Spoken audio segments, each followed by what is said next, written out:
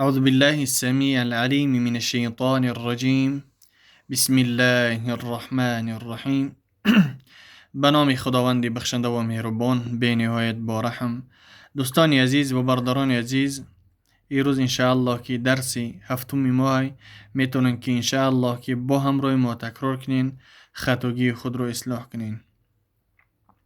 سوره کوثر عباره از 3 آیت انشاءالله که با همراه ما تکرار کنین، خطاگی خود رو اصلاح کنین.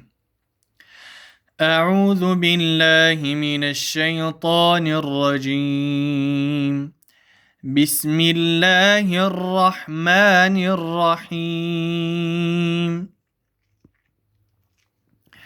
إنا أعطيناك الكوثر.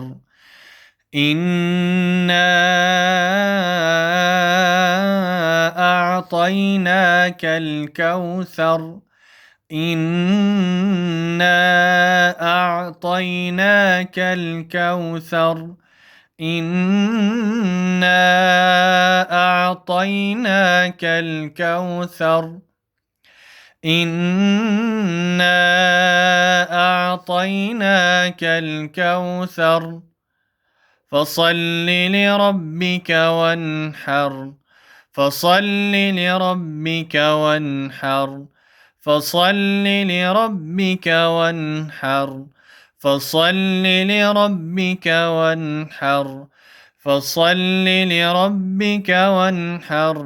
فصل لربك وانحر. فصل لربك وانحر.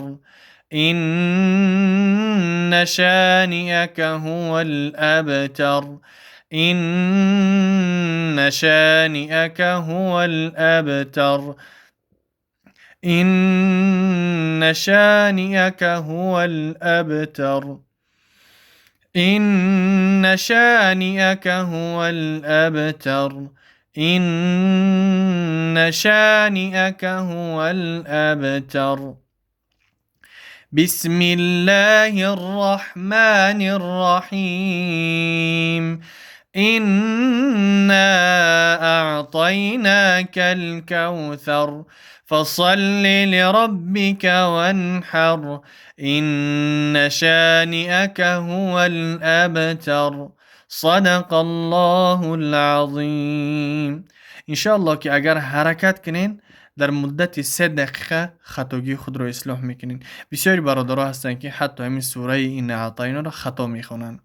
از همون خاطر، از همون سبب پیغمبر خدا صلی الله علیه و سلم میفرماید: من دل علی خیر فله اجر مثل فاعله. هر شخصی که برای کاری خیر دلالت میکنه در نامه اعمال او اجر ثواب نوشته میشه و به مثل آن شخصی که او را انجام داده است.